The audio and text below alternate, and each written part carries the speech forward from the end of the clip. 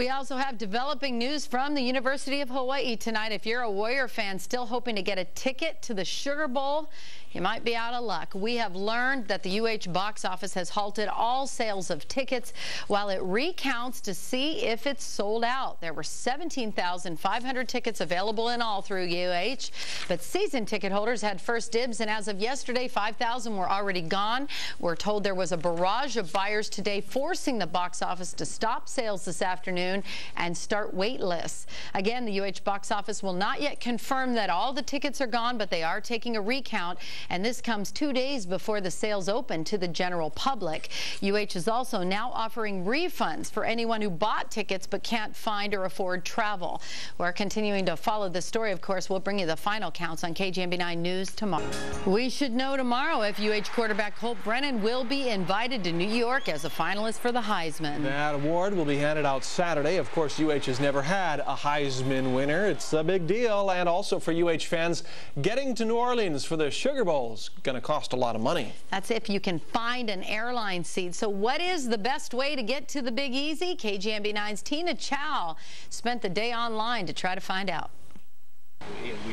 John Uebe has his bowl tickets and a place to stay in New Orleans.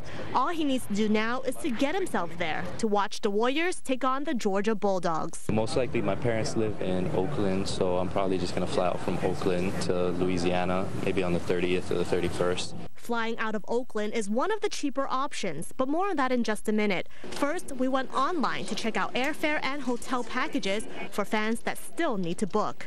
Fans that I've spoken with want to spend part of the Christmas holiday here in Hawaii, so I've been checking for flights that leave on Christmas Day because flights go up by $100 to $200 if you leave the day after Christmas. Packages on hotwire.com range from $1,700 to $3,000.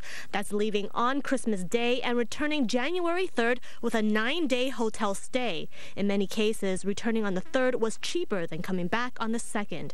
Online fare hunting was what Mark Rahl did right after the BCS announcement. I went to orbitz.com and we got our flight and hotel for about $1,400 per person. Unfortunately, that's no longer the case. When we checked, prices on Orbitz were $2,200 and up.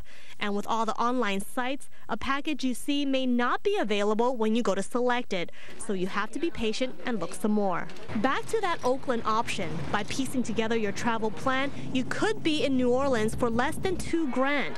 That's by taking the red eye on ATA from Honolulu to either Oakland International Airport or LAX for between $290 and $360. Then it's on to New Orleans on United or Southwest for another $400 or so. The LAX route is slightly more expensive because there's less total travel time. Add another $1,000 for a hotel, and all that's left is a ticket to the game. Tina Chow, KGMB9 News. Meantime, late today, Hawaiian Airlines announced it's going to help with its own package called the Sugar Cane Express. You can get airfare on a direct flight to New Orleans, 3 nights at a 5-star hotel, transfers, and, of course, game tickets. The price, about $3,300 a piece for coach, $5,500 first class. KGMB9 will be traveling to New Orleans with the Warriors. Look for live reports from Liz Chun, Steve Uehara, and Mike Cherry on the road at the Sugar Bowl. There was a time when Hawaii football had never owned an outright WAC title. That has passed. There was a moment in history when UH had never been invited to a BCS game. That too has passed. The Warrior program has also never had a Heisman Trophy invitee, and tomorrow afternoon that too could change, because Colt Brennan could get that invitation tomorrow. Just an hour after your lunch break at 1 p.m., ESPN's Sports Center will announce whether or not the record-setting quarterback will be invited to New York this weekend for the Heisman ceremony. And he should, because he definitely has the numbers. Over 4,000 passing yards, 46 total touchdowns, and he also led Hawaii to an undefeated 12-0 record. His competition, Tim Tebow, over 50 combined touchdowns and 3,000 passing yards and almost 1,000 on the ground. Also, Arkansas's Darren McFadden had more than 1,700 rushing yards and combined for 20 TDs. West Virginia's Pat White was also a dual threat, combining for over 2,500 total yards. Missouri's Chase Daniel came close to taking his team to a national title game, and Oregon's Dennis Dixon's Ducks plummeted after he went down with an injured leg.